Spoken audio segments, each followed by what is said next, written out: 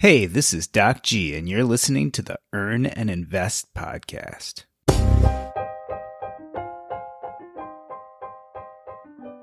How many of us complain that no one understands our interest in personal finance? When we bring up early retirement, our friends and family stare incredulously. That's impossible. They might think it even if they don't say it. But what if you had a partner in crime to travel this road with you? A brother, a twin. Stephen Baughier is the founder and creator of Camp Fi, a series of immersive financial independence meetups across the United States. And David Baughier, his brother, is the force behind Fiology.com, as well as the Fiology Workbook, which features a 52-lesson course that introduces you to the concepts behind financial independence. Stephen and David, welcome to Earn and Invest. It's great to have you back. Stephen, I have to start with you. I've been dying to ask this question. Which one of you is older? I know you guys are twins, but who came out first? Well, we can only go by what our parents tell us.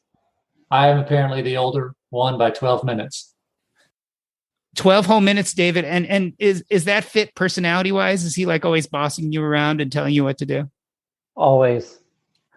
No, it's probably the other way around, unfortunately. I'm sure he doesn't appreciate it all the time. Yeah, I would agree. Not that he's bossy, but that over our time, over our life, that he it seems like he would be the older one. That's why I say we have to just trust our parents, because it seems like real life, he seems like he'd be the older one. Yeah, he always kind of took control of situations and was more the leader when it came to you two. Yeah, I would say so. So, David, was it you who originally became interested in personal finance and financial independence, or was it Stephen? I think those are two different questions. The first question being, was I the first person to get involved in personal finance? I think we both were always naturally inclined to do that, and we both read books. We shared books when we were early on in our adulthood, or even probably late teens. But when it comes to personal or the financial independence, Stephen was definitely the first one he's the one that introduced me to the financial independence community. And he invited me to a Camp Mustache in 2016 in May, in which my daughter and I and a friend of ours, that was our first foray into what it meant to be part of the financial independence community. When we first got there, I didn't know who anyone was, but by the end of that weekend, we had become a pretty good friends or associates with many of some go-to names in the financial independence community, and having their support throughout the years, I think, has helped both of our endeavors. But Stephen is the first one. He's probably the most passionate person to want to drive and help bring financial independence to many other people. Stephen, tell us a little bit about that. So you kind of both were interested in personal finance. How did that segue into financial independence? Where did you first hear about it from?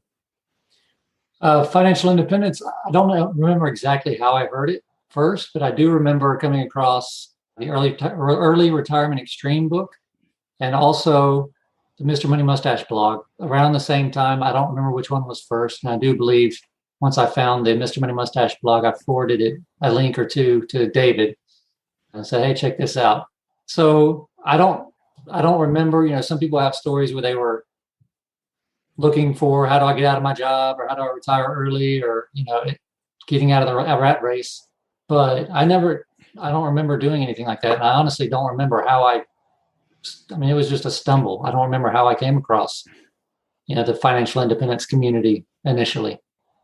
David, did you feel like he was a little bit crazy? I mean, you guys, I think, both started in the military, right? And didn't sound like either of you were per se burned out in your careers. When he sent this email to you saying, hey, check this thing out, this financial independence, what were your first thoughts?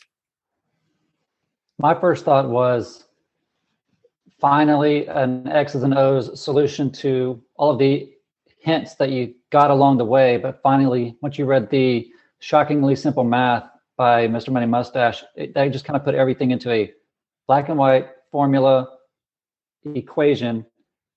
It was the aha moment that all of the data that you read through books, it gave a particular objective and a very clear linear path to get there mathematically. And I think that clarity is what the financial independence community brings to the personal financial community across the board. And I think that's why I believe the financial independence is an ultimate truth versus all of the other personal finance media that we see out there, because it's very, very clear. Stephen, talk about that moment when you saw the shockingly simple math. We're talking about one of the most famous Mr. Money Mustache posts from his blog that really explains the 4% rule and what 25 times mean. It's basically a one paragraph Bible for how you save enough to be financially independent. Do you remember what it felt like to read that post?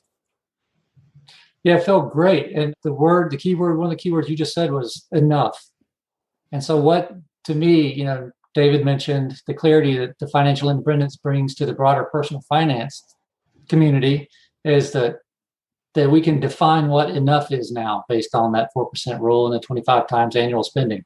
Before it was just, you should save for some future date and save some kind of unclear amount, maybe 10%, maybe 15%, maybe 8%.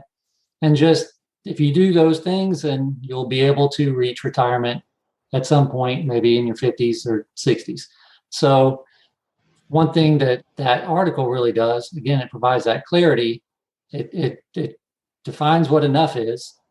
And so that there is a money finish line. So once you can sort of put your constraints or put in a box sort of your financial life or financial being, then it makes it more not attainable, but makes it where you can handle it a little bit more and you have some peace about it. And then once you have that taken care of, and that just frees up bandwidth to go towards the more important things in life. David, often when we talk about personal finance and especially about financial independence, we talk about this idea of spousal buy-in, right? Getting your spouse on board with this new superpower you've developed. But it's not just your spouse, it's really your friends and your family. Often someone like one of us delves into the internet, we find out about, hey, there's this thing called financial independence. Maybe we can retire early. And everyone looks at us like we're crazy. Was it easier, David, for you guys to do this together? It was like you had someone already to share immediately this idea, someone who kind of got it the way you did. Absolutely. And for us specifically, we've always had that. If one of us had a good idea or we thought was a good idea, we would always reach out to the other person, either throw darts at it, figure out what's going on with it. Most of the time it came out to be a much better product once we got done with it, whatever that idea or thought was, and we learned from each other. But to have a comrade in arms, so to speak, on the way to personal finance, and especially in the context of our own lives, because we are familiar with each other's lives, I think that value that brings is immeasurable. When other things in your life are challenging you along that path to reach that objective, it's really great to be able to just text or call or just know that person's right there in your corner. Stephen, that's an interesting idea, right? To have kind of that support. Do you think that helped you figure out your finances faster? Just the fact that you and David could bounce these ideas off each other and kind of build together? I think so. Yeah. And that's one of the reasons why, I've been lucky enough to benefit from having someone that is like-minded my whole life. Not a lot of people get that benefit. And so, since high school, David and I both sort of went our separate ways, college and military and all that. And I don't think that we've lived in the same state, for 20 years now. So in a way, we are just a phone call or a text away, but the camaraderie, like you said, a comrade or having that, like you say, the support group or that support system, that's really important. And I always had it, but I know that a lot of people don't have it. So that's one of the reasons why, I really work towards trying to build the community and making the community accessible to as many people as possible in real life. We experienced that firsthand whenever we went to that first Camp Mustache up in Seattle back in 2016. And it was just such a good experience. So I wanted to continue that for people all over the country, not just people who might be, local to the Pacific Northwest. David, it's interesting when Stephen says camaraderie, I'm reminded of the role I feel like you guys play in the financial independence community. Both of you have very distinct roles, Stephen with Camp Phi and you with Phiology.com. But it rings true that it seems like you're trying to bring some of this similar relationship you have with each other as brothers and build that relationship out in the world, in the community. Talk to me a little bit about why you started Phiology, David. Phiology began because I don't know how many conversations, and Stephen has probably experienced this as well, as many others who stumble upon financial independence and wonder where to send people. I found myself saying, go to this person for real estate, go to that person for index investing, go to this person for lifestyle stuff. But I didn't see anything that provided a step-by-step framework that covered all the things that Stephen and I had learned since we've been part of the financial independence community. So what Phiology provides is a framework of the concepts of financial independence, according to Stephen and I and a few others who brainstormed on how to put this thing together.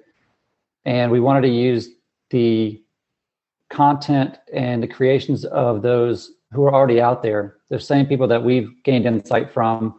And we wanted to format it in such a way that if someone came to us wanting to learn more about financial independence, we can have one resource. We just say, hey, go to Phiology, check it out. And then if they're newbies, they could just start from the very first lesson and go all the way through. And it's over the course of a year, bite-sized chunks, but each concept goes into depth just as much as anybody wants to go in. And not every concept will bring the same value to someone in the context of their own lives, but it does provide a metered approach to what could seem overwhelmingly from the outside looking in with someone with little or no background in personal finance or financial independence. What David is talking about is some of the tactical steps specifically of how you go about building your financial independence plan, so to speak. Stephen, you started the Camp Phis, which I think are very similar, or at least modeled after Camp Mustache. It sounds like mindset was really important to you as well as community when you were putting this event together. Like I said earlier, whenever we went to Camp Mustache back in 2016, after we left, there was no feeling, I think, that I'd had before that was similar. It was just something very empowering, something very energizing and motivating to be around 50 people who really they weren't trying to get anything from you.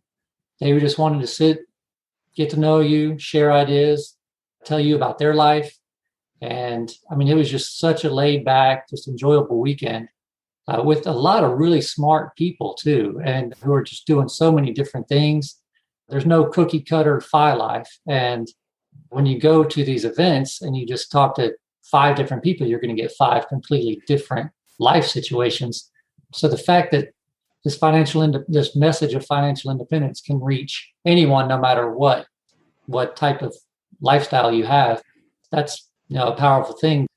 And so here I am, a Georgia boy down here on the southeastern side of the country, flew all the way up to the Pacific Northwest for this event that at the time it was only one per year. So I left. I thought, there's absolutely has to be more demand for this type of an experience than just 50 people per year. So, we did one in the Southeast with the permission of the then organizers of the Camp Mustache. They supported me in doing Camp Mustache Southeast in January of 2017. And then after that, I was like, man, this was great. Now we have the Northwest covered. We have the Southeast covered. Let's see how many other regions we can cover. As you might guess, that's quite an undertaking. And at the time, the other organizers of Camp Mustache just, they didn't feel like they could take that on at that time. So I just changed the name and then kind of took it on myself. David, one thing I've noticed is that both with Phiology and with Camp Phi, I feel like you guys play a major role in the financial independence community. And yet I don't ever hear you talk about your own finances very much. David, are you financially independent? And why don't you really talk about that?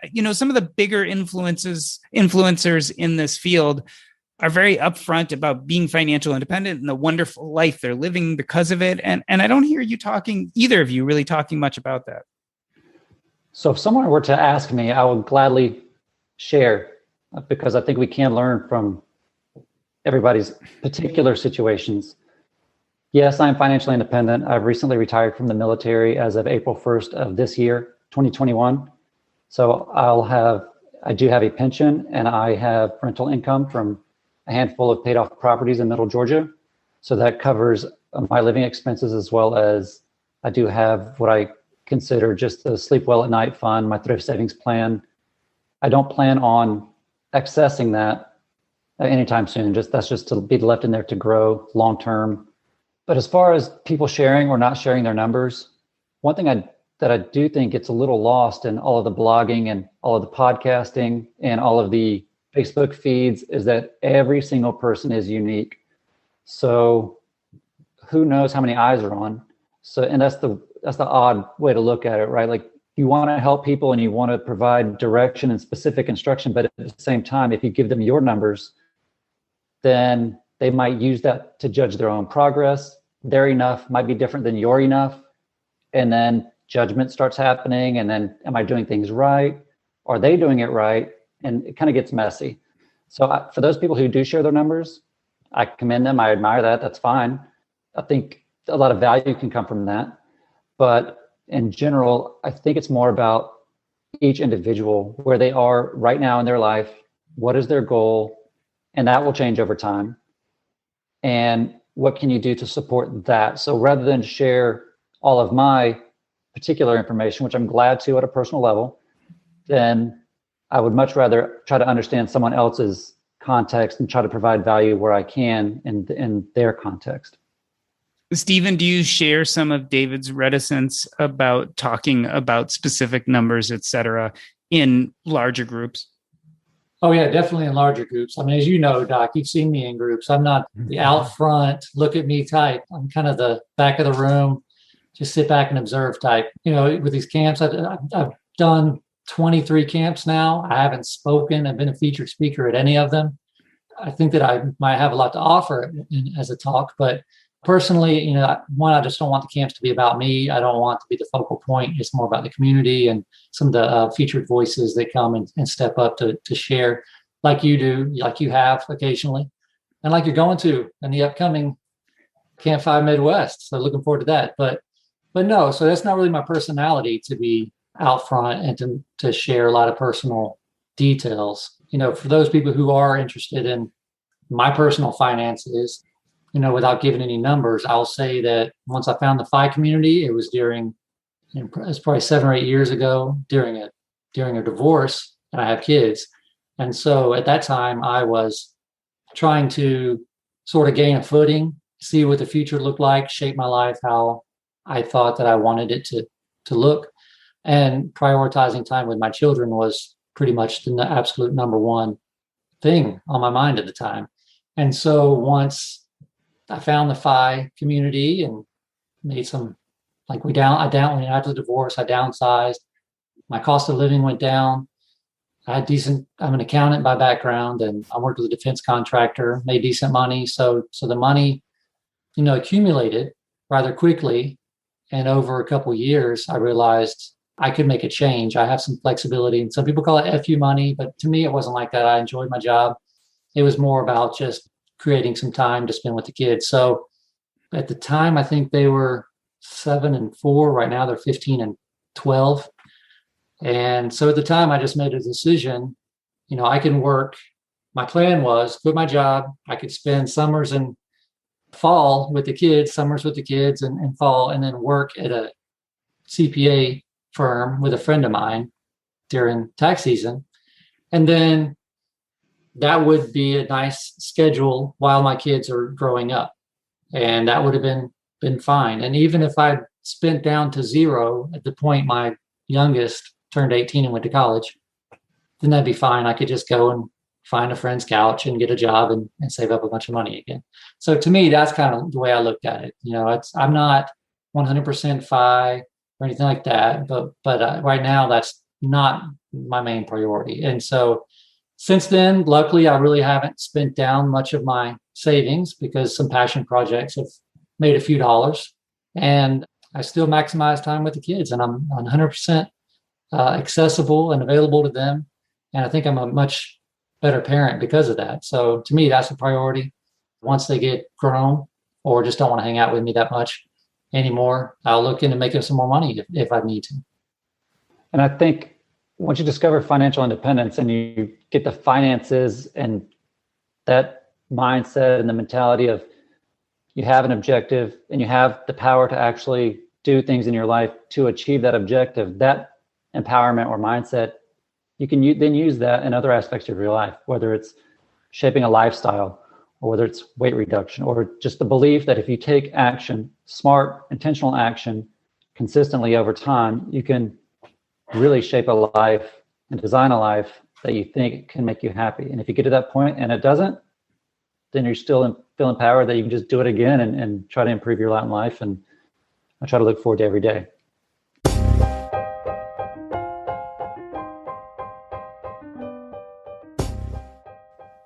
We are talking to Stephen and David Baughier, the Brothers Fi. We're going to take a short break. I'm Doc G, and this is Earn and Invest.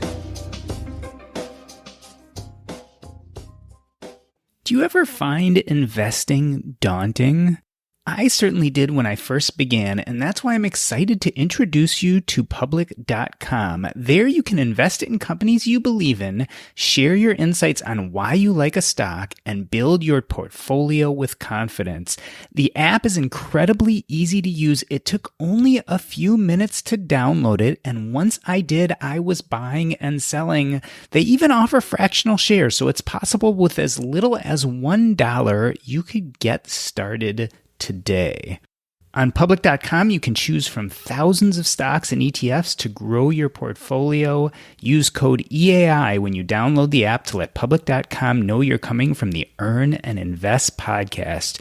And you'll get up to $50 in free stock to get started in growing your portfolio. Free stock, I can't think of a better way to begin. Valid for U.S. residents 18 and older, subject to account approval. See public.com/disclosures. This is not investment advice.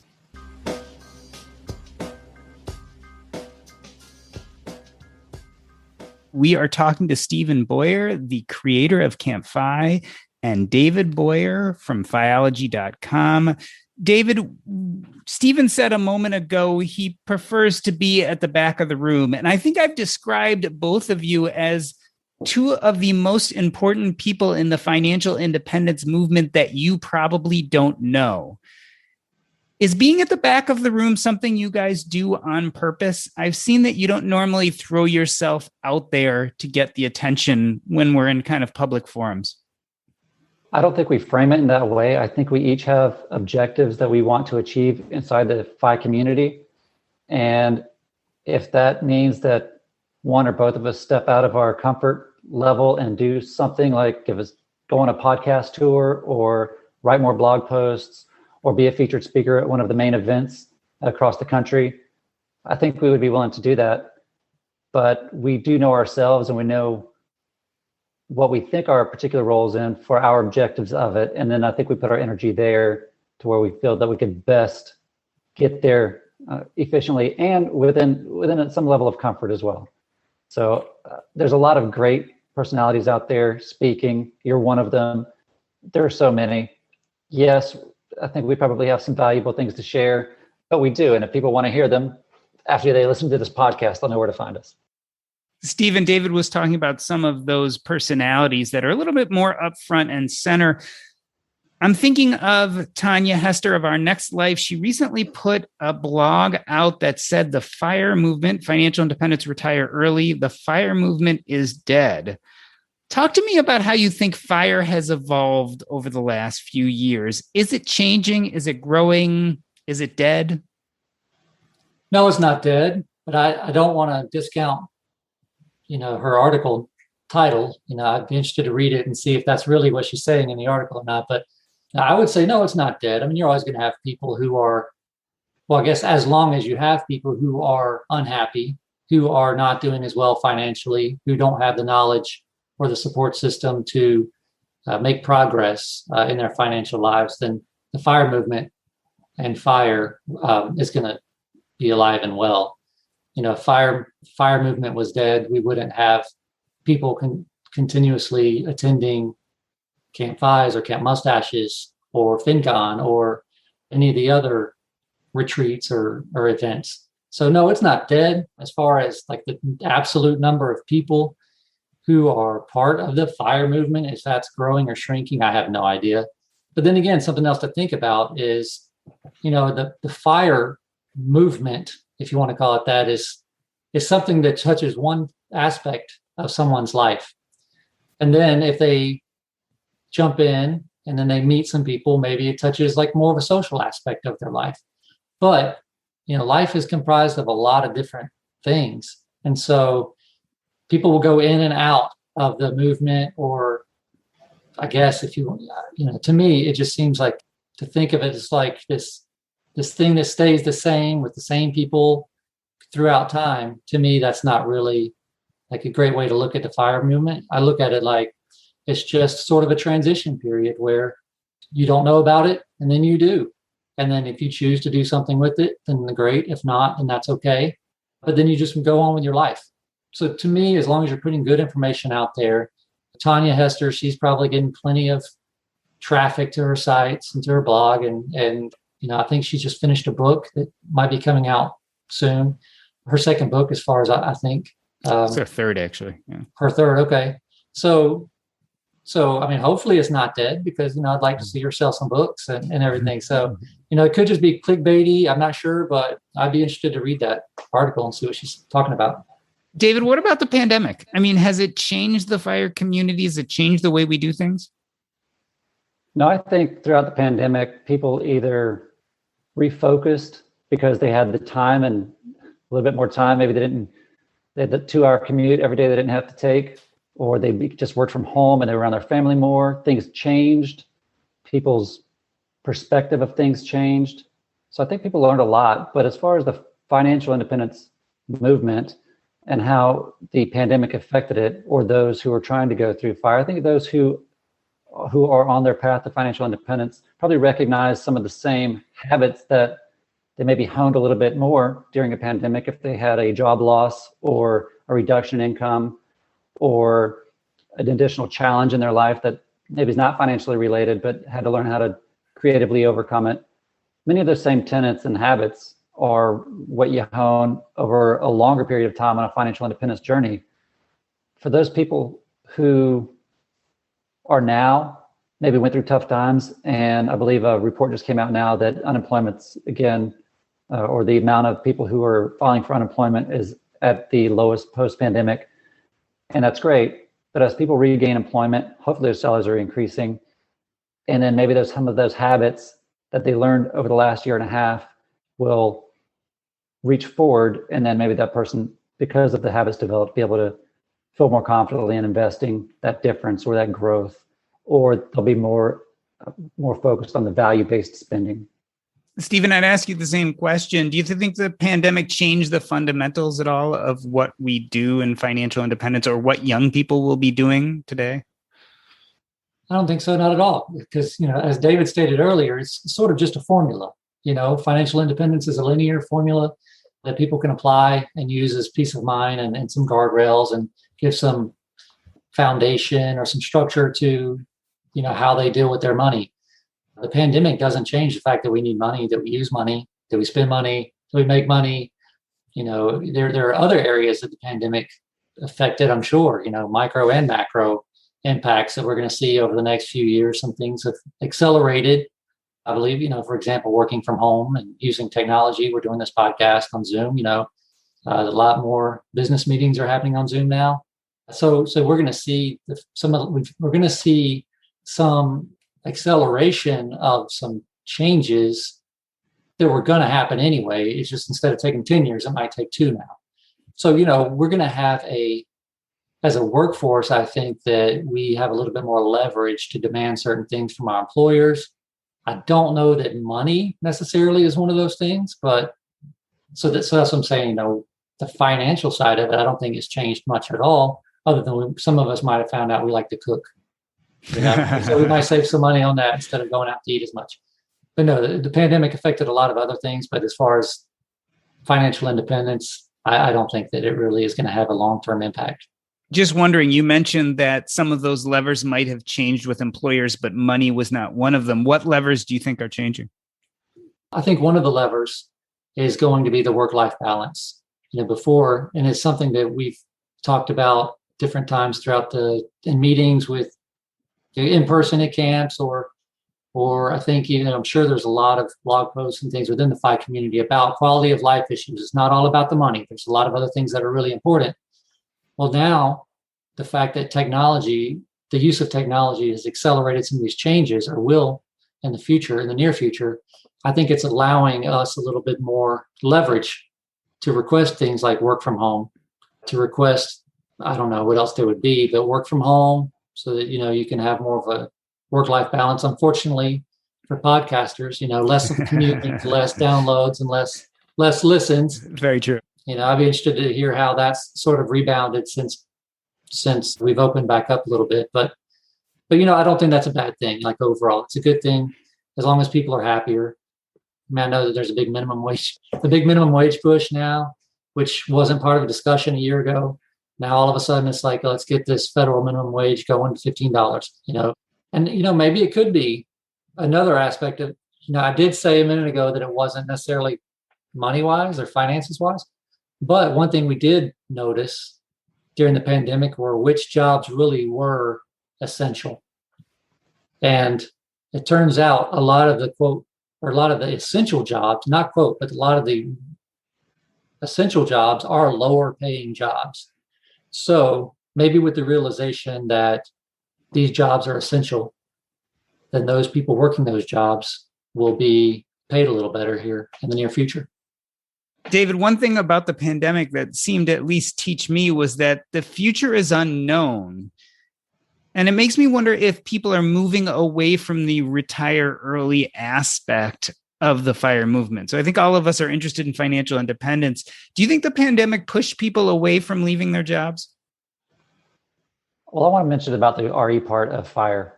I think if it didn't spell fire, I think the RE would have been dropped a long time ago. Financial independence is the only thing people need to be focused on. RE is just a choice that people either make or don't make, and that's an individual choice. So financial independence is a math problem, and it provides people options along their life. The farther along they go and reach those milestones toward their enough number, the closer you go, the more ability you have to allow other things other than money to influence decision making. And for those people who maybe found out that they didn't like their job very much, even though it was high paying, they found out they liked being at home, and that it's okay for them to delay their official retirement date a year, 5, 10 years, or even take it off the table altogether because they want to focus on doing something that they love and feel fulfilled. There's absolutely nothing wrong with that. It's their life. People need to do it, make them happy. Stephen, let's talk about the future of the FIRE movement. I remember going to Camp FI, especially the early Camp FIs, right? The conversations were really 2 or 3 main ones. Am I financially independent? How do I travel hack? And should I be buying real estate? What are the conversations at Camp FIs like now? And what do you see them being about in the future? Oh, I will say that it seems like more and more a theme is more about just happiness and living a fulfilled life. It's not about let's speed to a number. It's not even about like where are we, on our FIRE journey. Where are we in getting to this number? That's not to diminish the power of a number, and I think a lot of the power is just in knowing that when we get ready to, we can reach a number. We know how to do that now, and we have a pretty good way to do it. So what we're seeing now is a lot of people talking about just quality of life, just being happy, being very intentional about identifying their values and living consistently with them. And don't get me wrong, a lot of the people, they do operate at a surplus, and that gives a comfort level and it allows a net worth to be built. But right now, really, it's less about the X's and O's and more about how to live a good life. Stephen, do you think there's more talk about how to use the financial power that you got through financial independence to change the world?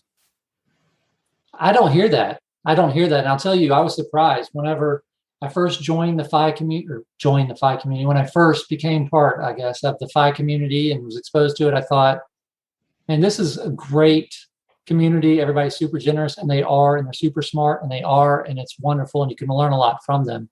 I assumed that that's why most people were pursuing FI, was so that once they define enough and they achieve enough, whatever that is for them, then their surplus is used to make the world a better place. Their surplus being whether it's finances, money, time, energy, resources, experience, any of those things, the things that are freed up once you have reached a certain degree of financial independence. So what I've learned, though, is I think it's about 50-50, and that's, there's people who enjoy the game, people who enjoy the accumulation and just for the sake of doing it. And it's not a majority necessarily who are out just to do this to make the world a better place. It's not as altruistic as I thought it initially was, but I would think it's probably about 50-50, maybe 60-40, altruistic to not. And, again, people change. Maybe somebody is at a certain stage in their life where they feel like they need to do it for this reason. And then at some point it might open up and then they change. But still, it's the FI framework that allows someone to explore all of that for themselves. One thing I have seen, I've gone to a handful of Camp FIs myself, and regarding the age, I would say some of the younger people really do enjoy jumping into spreadsheets and really talked about the travel hacking. They love it. I just canceled a bunch of credit cards because I was just like, I don't like that much stuff floating out there. I get it. I understand all the points. I got all the points. I used them. But I think I'm going to take a pause from travel hacking just because I don't want to keep dealing with it. But there are a lot of people that really enjoy it, and that's great. And as Stephen said, they game it, and that's how they get enjoyment out of it. They see progress. They see a chart that goes from bottom left up to the right. That makes them feel good. That means progress. But as I see people get older and have conversations with I'd say probably our age, we're 43 right now, but I would say about in the 40s and up, that's when some of those conversations do start to shift into, what are you doing with your extra time? Many of those people haven't yet achieved their FI number or have accumulated enough, but they're already leaning forward because maybe they've seen things in the world or experienced certain things that have mattered to them or that have challenged them, and they want to impact change long term. So they do think about those things. And so I imagine there's some people who are really X's and O's in it right now for what percentage of my net worth increased this month. I think those same people were going to be shifting in their vision as time goes by, which is natural. We all grow.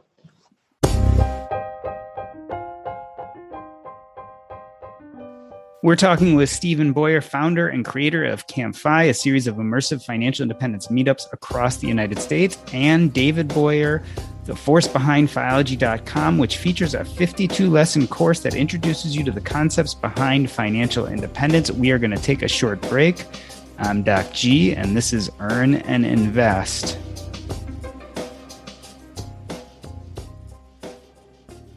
Listen. Everyone and their brother seems to be making a fortune off of real estate, but the truth of the matter is you don't do better until you know better. So if you want to know more about real estate, where can you go? Well, I go to the Real Estate and Financial Independence podcast with Coach Carson. There, the coach tells us about real estate in multiple ways. One is he has guests who are proof of concept, real life examples of how people have used real estate to make it to financial independence. And then he has solo episodes where he tells us all the tips and tricks of the industry. Check him out. It's the Real Estate and Financial Independence podcast with Coach Carson. Take a listen. You won't regret it.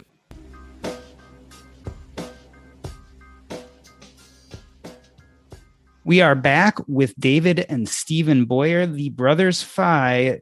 David, let's talk about the younger financial independence community. I'm going to put you on the spot here. Tell me some of the younger creators that you've been watching lately. Who's out there? Who is changing the fire community? We have met a number of people. And prior to Camp Fives, Stephen, we go through a list and Stephen gets some information. Maybe he gets ages. I'm not sure, but he gets also stories. I think he does some homework on the attendees. And then he'll see like a 19-year-old or an 18-year-old or a 24-year-old that decides to show up at a Camp Fi. And then they show up and they're so mentally sharp. They seem so much mature for their age than I ever was at that age. And you just sit back and you look like, oh my goodness, this person is going to really, if they choose to, they're going to make a lot of positive change in the world. And that's very exciting to see. I'd say our first taste of that was Stephen 3 years ago, I think, or 4 years ago at Camp Fi in Florida with Cody Berman. And he's gone on to have his, I'm sure he's been on your podcast. I'm sure you probably been on his podcast, but he seems to have at a very early age, he was 19 or 20, I think at the time, had already started his own business. And he's gone on to do so many great things. And he's personally helped me out with some of the biology stuff too, which I greatly appreciate. But Lee Richardson is another individual that's out there. Stephen, please jump in, because I know you've had many more conversations with these young people than I have because you've attended many more Camp Fives than me. Yeah, something that excites me is the future, because a lot of us older folks like to say, if I had only found this community sooner, how would my life be different? Being able to provide this experience for people, it's all inclusive. It welcomes everyone, all ages. And so, but there are some standouts that come, especially with younger people who attend on their own. Like in Virginia, we just had a kid who hasn't even graduated high school yet buy a ticket, show up without his parents. He just did it all on his own. To me, that's just an amazing thing. So I just think, man, wow, it would have been really great to have that when I was 19 or 18. But then again, was I in a place that I would have been open to it? I'd like to think so, but who knows? What does it say? Whenever the student is ready, the teacher will show up, or something like that. Is that the phrase? So in many camps, there are a lot of standouts. We've had a kid named Javi, a young guy, early 20s in Texas, a young woman named Connie in Texas. These are people who just have this energy and they're sharp, and they're going to be great ambassadors for the personal finance and financial independence message moving forward. A lot of them don't do blogs, but they do a lot of posting on like Instagram and Twitter. And that's something that I haven't been really great at. So it's cool to see what the younger people are doing and how they're getting their messages out. Yeah, that's interesting. As opposed to doing the blogging or podcasting thing, they're really using TikTok and Instagram and some of these other social platforms that if you are of a certain age, they don't feel as comfortable to you. David, we've been talking about the future of the financial independence community being bright. Let's talk about your future. Where do you think you'll be in 10 years? So you've just retired, you've left the military. What's going to happen a decade from now in your life? The reason why I'm not answering, because I don't think there's a possible answer to that question. But I will say that I'm excited for whatever it's going to be.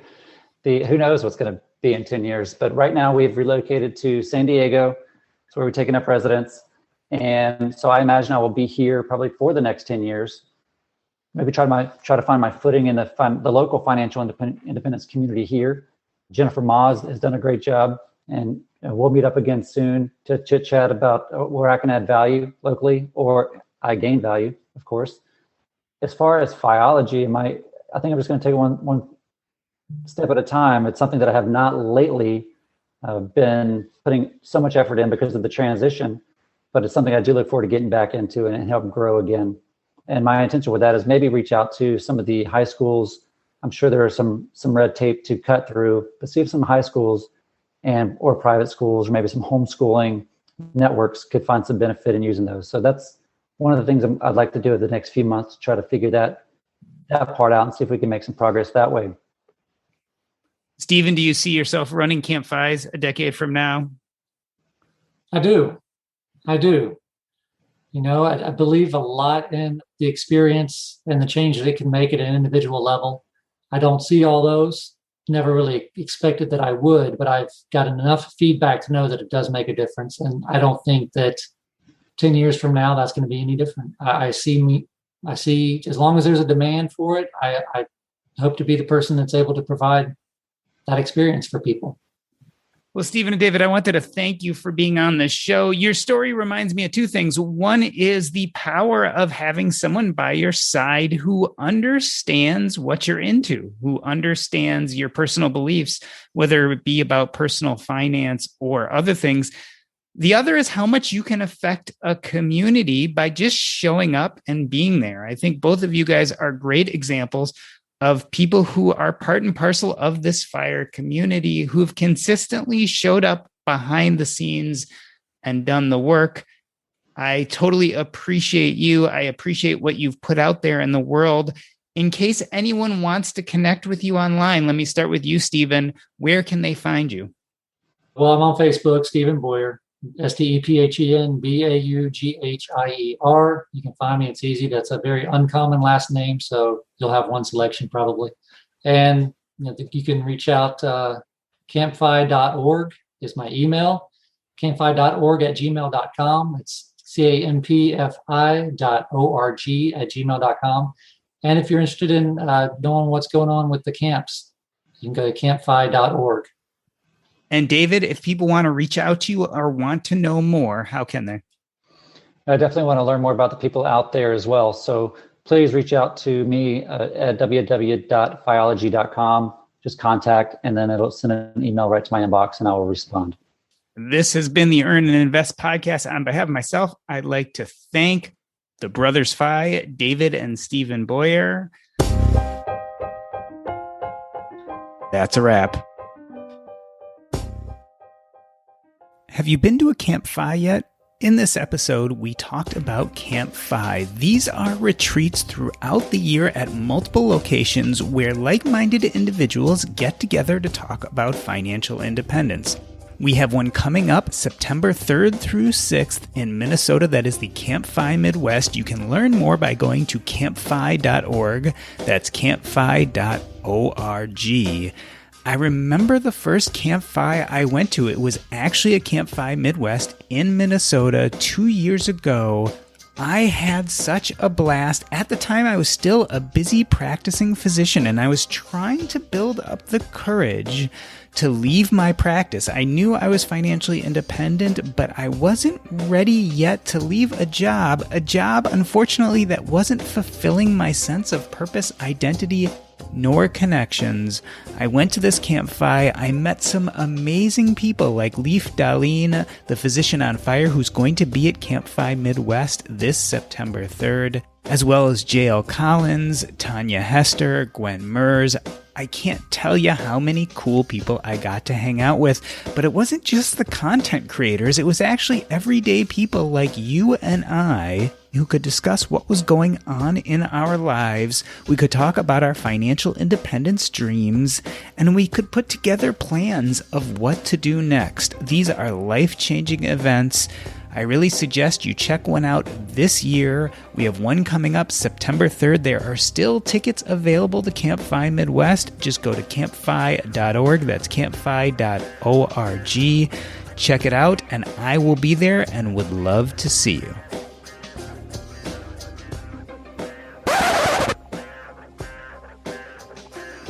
Cool. Thanks. Anything we didn't talk about that you guys want to talk about? How are you doing? It's been a while since you have spoken. I'm good. Busy between kids, doing the podcast.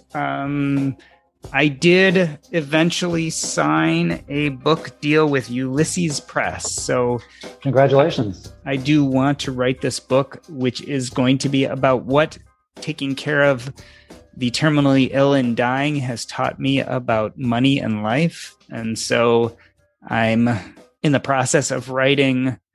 My goal is to have it written by December, and it will be coming out in summer of 2022. Well, let me know. Keep me informed. And along the way, if you want, I enjoy reading other people's manuscripts as they write it. So if you think I can add any value, Yeah, I need as much help as I can get.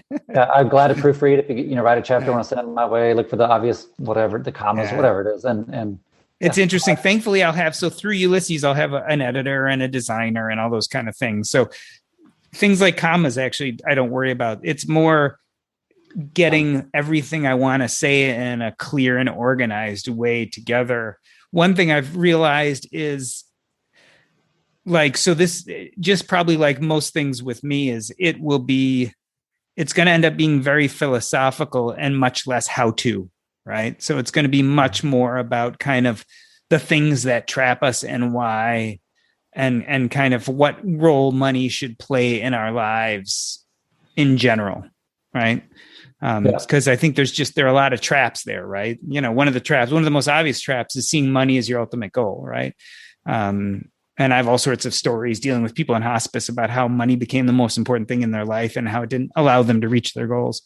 But I think there are lots of other kind of subtexts and sub stories about things we kind of get wrong about money. Like, I think one thing the FIRE community got really wrong is its complete rejection of YOLO as well as this idea of opportunity cost. So I think the FIRE community needs not to be so harsh on YOLO. I think sometimes you only live once, and spending that way is actually gratifying, and that you do experience some things that are once in a lifetime things, and you should at times do that. And I think this whole idea of opportunity cost, we have all messed up, that if you buy something you really like and enjoy it for 10 years, it's worthless because that same money could be put in the stock market and could be worth millions now. I think there's all these philosophies there that actually don't speak to our deeper needs of who we are as people. So it's going to be fairly, I think, philosophical. I like that idea too, because I like reading stuff that is kind of a little bit not gray, but philosophical. So can you hear me? I think I froze. I can hear you, okay. But you can't. Okay, your audio, your video is not aligned. Okay, so I think I might be back now. Yeah, you are. Okay, I like that idea because I don't go to church very much, but I like to go because they'll say something, and I might not even know necessarily what passage in the Bible is or its ultimate meaning, but I like walking out of there having something to think about and deliberate on, and how I can reflect it in my own life. So if you write a book that is not necessarily a how-to step-by-step, and its thoughts and its expression, people also take a lot of value from that. I'm one of those people. So I look forward to reading it and sharing it. Yeah, I appreciate that. And so there'll be a big push to just write it. I actually wrote a good 60,000 words on what I wanted it to be in the beginning, just without editing, just sat down for a week or two and just wrote. Then I got an agent and worked with an editor on cleaning up my book proposal and cleaning up an introduction and a first chapter. So now I'm in the process of taking what I already wrote and fixing it, cleaning it up, reorganizing it, and starting to put it into more proper chapters. So I'm working on chapter 4 now, and the book is going to be an introduction, 10 chapters, and a conclusion. But the introduction and conclusion are basically chapters 2. So it's 12 chapters, and I'm just finishing up with my 5th, but I think it's a long road. You write, and then you go back and you edit, and then you send it to your editor and they change it around. And so it'll be interesting. But I worked with an editor to do my book proposal, and we have a good outline of what I think the book should be. So I know what should come in each chapter and why. It's just a matter of collating the material, putting it in the right place, and then cleaning it up. Because when I went back and looked at my 60,000 words, there's a lot of repetition, a lot of stories that are disjointed, a lot of language that just isn't as pleasing as it could be. But that's why you have editors too. And of course, you'll do a lot of that as you go, but clean it up just because that's what you'll catch. But it's a process. Yeah. Anybody who writes anything, as you know, do a lot of writing. Do you still do a lot of writing on your blog? No, not as much. Mostly I spend my time. So I do most of the creative stuff I do is still the podcast. Yeah. Because even if I want to write if I'm either editing a blog post that someone submitted to Phiology, or if it's something that I've written, I will spend hours and hours going back through thinking, and that's just a blog post. So you're looking at a 60,000 word plus, Yeah. manuscript. I can only imagine. It's a good thing. It sounds like Apollo's got a good team to support you on the back end, and hopefully that works out for you. Yeah, so when you sign the dotted line with the press, then they provide their own people. So we'll see. Like, I hope I mesh. So I have a good agent who I really like, but we'll see if I mesh with the editor from the press. I hope I do. I hope I really like her and she does a great job, because I know I can come up with the ideas and the stories, but a really good editor can make your writing sing. And that's what the editor I hired did. But it's way too expensive to hire her to help me write the whole book. Mm-hmm. Yeah, I was actually honored. I got some emails from J.L. Collins. He's writing a new book, and he started chapters. He maybe send them to you too. I don't know, but he started sending me some chapters to proofread and give my opinion. Yeah. So I was like, I'm honored. Yeah, absolutely. Yeah, JL and I talk all the time. So I know he's in fact, he sent me something I need to read. I just haven't had a chance. Been so overwhelmed. I read like 4 books a day or 4 books a week or something, like between just for the podcast. Everyone has a book. So it's like tomorrow I'm interviewing someone who's a 300-page book. And then on Friday, I haven't even started the book, but there's a 115-page book I got to read for that. And, See, if we were authors or bloggers or whatever, you would have research to do, and you'd have to read this stuff or listen. You guys are easy. I just know you. I can't wait to see you guys in person. So I'm going to be Stephen. You're going to be obviously at the Camp Fi. David, you're not going to Camp Fi Midwest, I assume. I don't know. When is that, Stephen? Labor Day, September